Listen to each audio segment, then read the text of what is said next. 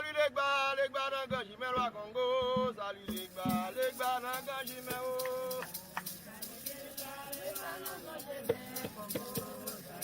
Et les gars mandent Jimel.